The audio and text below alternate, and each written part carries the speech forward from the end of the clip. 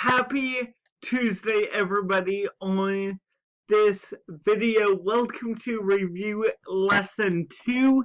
It's only 20 multiple choice questions this time around, other than the 30 yesterday. So there is 16 review lessons, so that gets us to June 16th. And then the rest of the time will be different quizzes and different review cram packets and review questions. So let's get today's video lesson started by putting me up in the corner and getting it done. Hope you are testing yourself throughout this. Let's get it started. So this covers AMSCO chapter 4 and 5. Let's get it started. Number 1. Which of the following does not express a British criticism of the colonies in 1763? A. Samuel Adams and other colonial leaders organized opposition to British authority. B. Many colonists showed disloyalty by failing to support the war effort. C. The colonial militia was badly trained. D. Although the colonies benefited from the British victory, they failed to pay their fair share of war costs. Or E. The Virginians under George Washington disobeyed orders in attacking a French fort. So, which of the following does not express a British criticism? E is the correct answer. Number 2, this is a statement followed by a question. The statement is, after the French and Indian War, the British government tried to make Americans pay for British protection in the colonies. This is a correct statement because after the French and Indian War, Britain had a huge war debt, so Britain made the colonists pay taxes. So here's the question. Each of the following supports the statement except the A. Stamp Act, B. Sugar Act, C. Quartering Act, D. Townshend Act, or E. Quebec Act. So, which choice out of the 5 does not support the statement of guaranteeing war debt by Americans, colonists? And the correct answer, once again, is the Quebec Act. Pontiac's rebellion was a reaction to A. the building of Fort Duquesne, B. the westward movement of English settlers, C. French control of the fur trade, D. the proclamation of 1763, or E. the outbreak of the French and Indian War. So what was the Pontiac Rebellion? It involved Native Americans and the westward movement of English settlers, because the English settlers were migrating towards the west and encroaching on Native American land. Correctamunga. Number 4. Which of the following was not a consequence of the Stamp Act? A. Delegates from different colonies held a protest meeting in New York. B. The Sons of Liberty threatened tax officials. C. Colonial war debts were paid. D. Colonists boycotted British goods. Or E. London merchants suffered from a reduction of trade. So, what was the protest all about in the colonies? Not to pay for the war debts of the British, because that's supporting that's not supporting the whole taxation without representation ideal. So it is C, they did not pay the war debt or the tax. Number 5, John Dickinson defended the idea of no taxation without representation by arguing that A. Colonists owed no loyalty to the king. B. Parliament could not regulate trade. C. Colonists were too poor to be taxed. D. To tax people without their consent violated English law. Or E. Colonists did not have to submit to British authority. So which of these statements was a main idea of taxation without representation? Which of these statements was in fact grounds of no taxation without representation? And the answer is D, because they had no representation in the British Parliament, so they could not be taxed without their consent.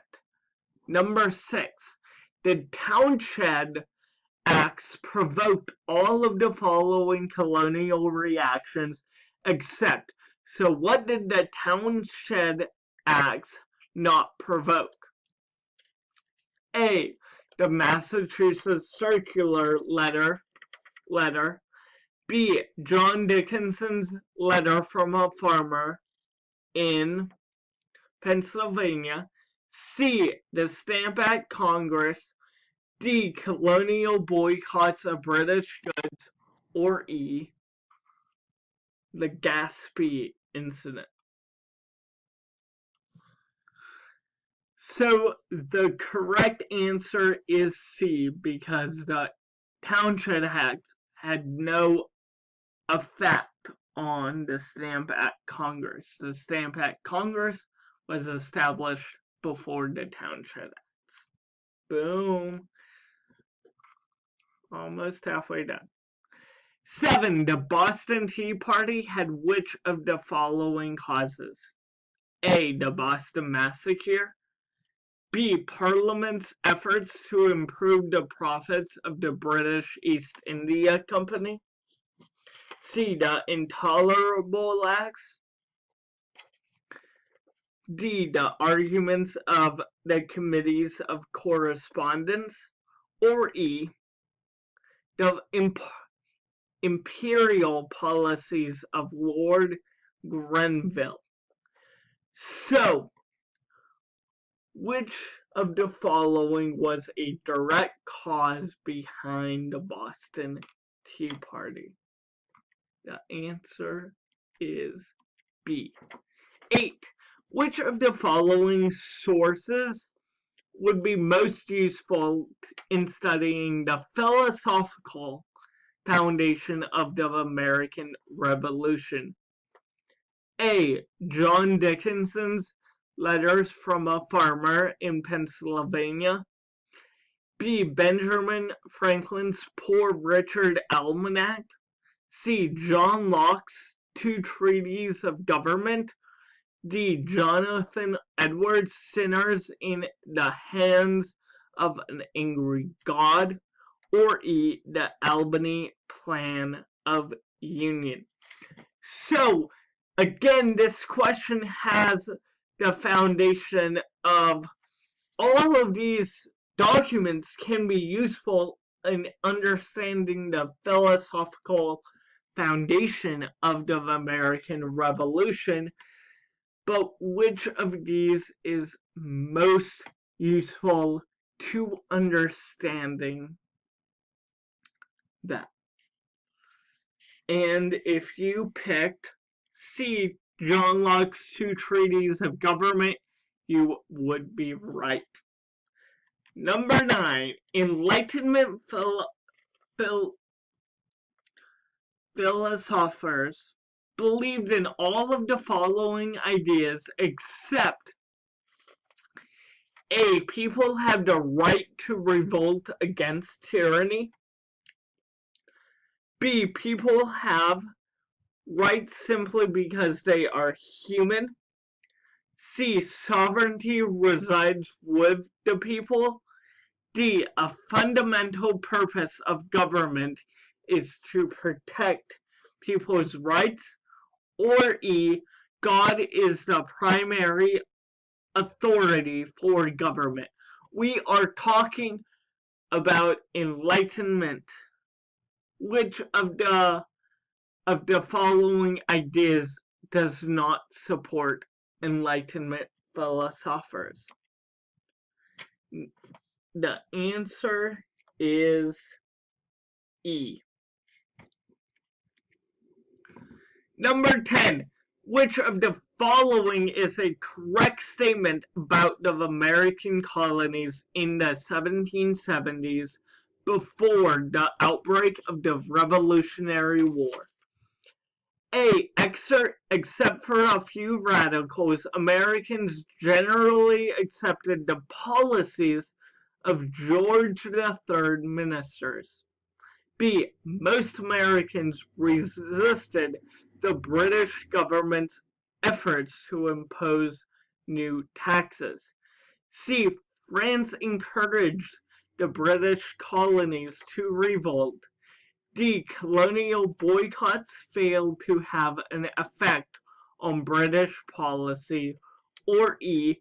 The 13 colonies had developed a single policy for dealing with Parliament. So this goes back to a myth of the Revolutionary War. Most colonists wanted to remain loyal to King George, but wanted to have more freedoms as a new country. So the answer is A. Number 11. Which of the following sources would be most useful in researching a paper entitled Arguments for Independence, 1776?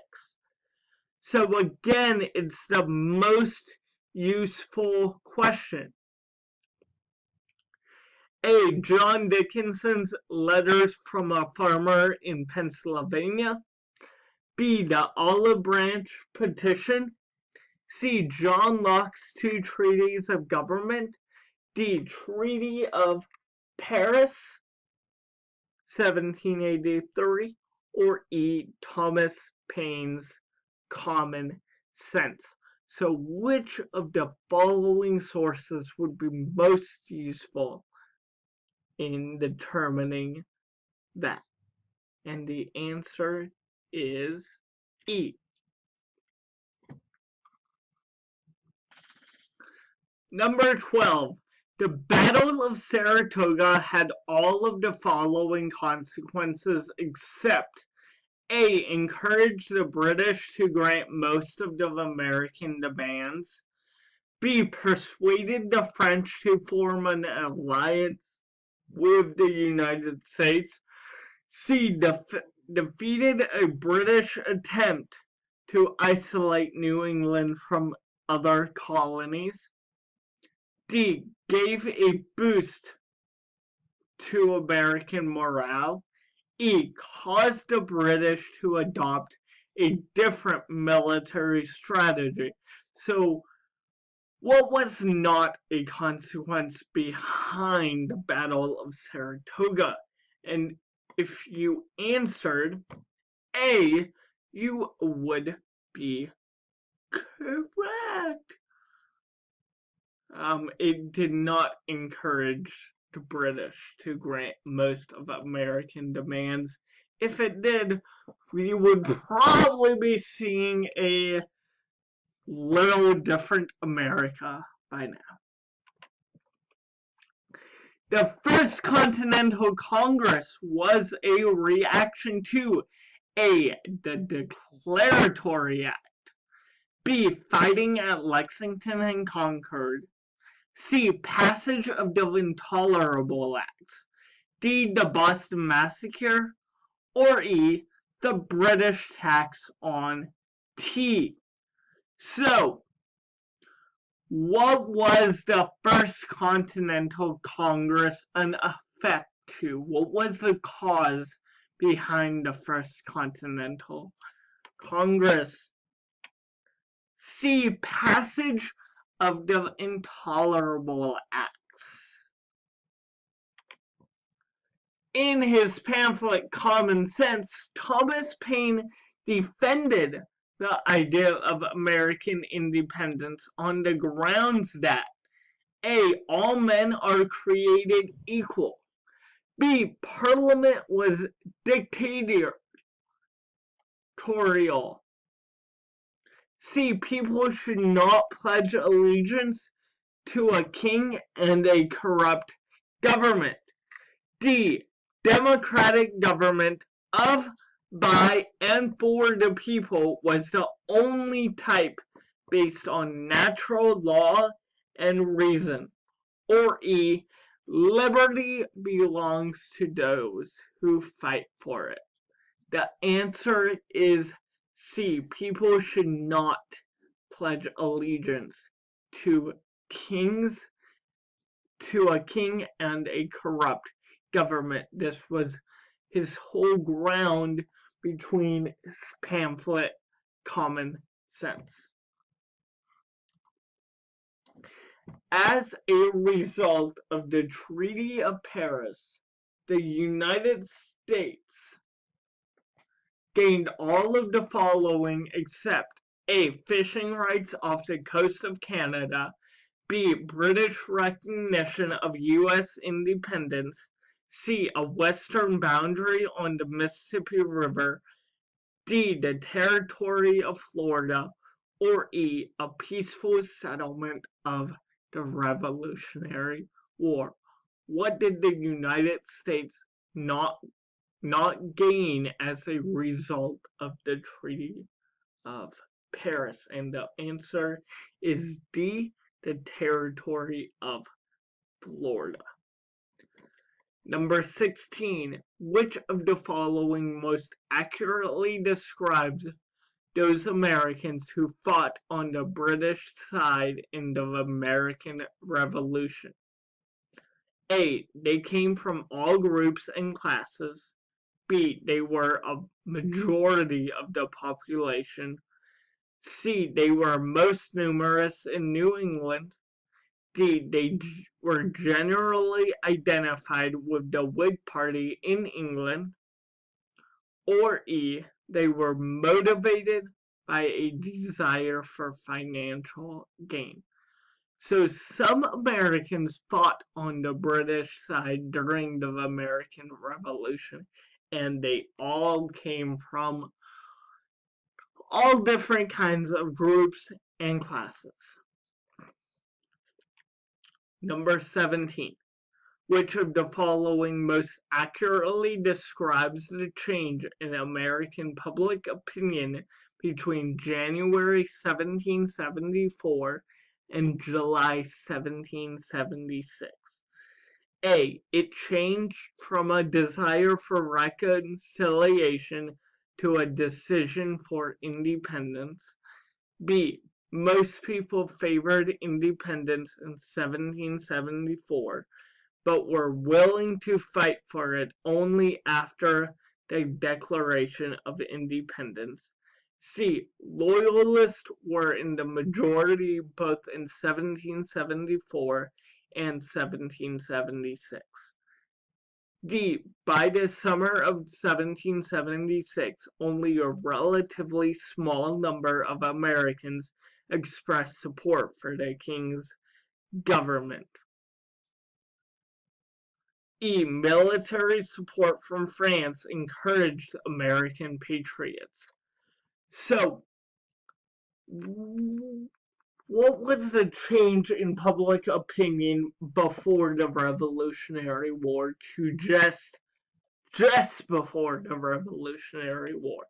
A. It changed from a desire to reconnect with Britain to a decision that yes, we want to be free, we want to be separate from you, and we want to create our own country. Number 18. This is the statement. The Articles of Confederation succeeded in guiding the United States through its first decade. This is the question. Each of the following actions supports this statement, except what does not support the statement above? A. Congress regulated interstate trade. B. Congress enacted the Land Ordinance of 1785. C. Congress enacted the Northwest Ordinance. D. The U.S. government signed a favorable treaty of peace. Or E. The U.S. government conducted the war effort that resulted in American independence. Which of the following actions does not support this statement? Congress regulated interstate trade. This was a big problem in the first decade of American history.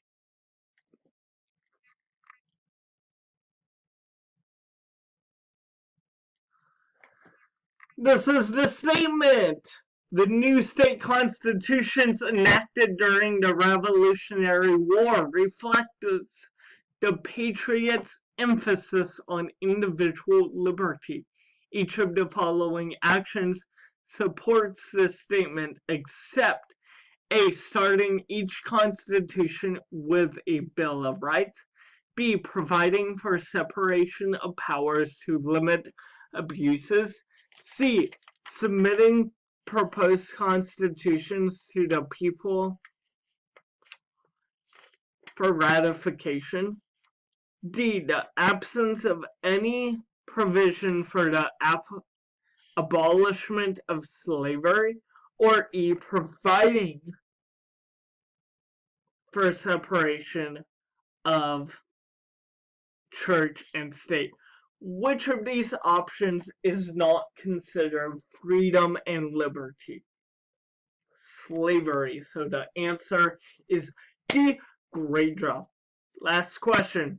Which of the following is a correct statement about the United States at the end of the Revolutionary War? A. The central government was stronger than any state government. B. Women received greater political rights. C. Aristocratic privileges were reduced or eliminated. D. Slavery was unchallenged. Or E. Every state adopted the idea of separation of church and state. The answer is C.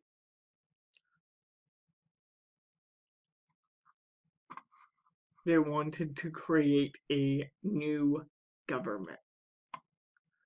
So that's a wrap on review lesson 2. I hope you guys learned a lot from it, reviewed a lot, and see you guys tomorrow.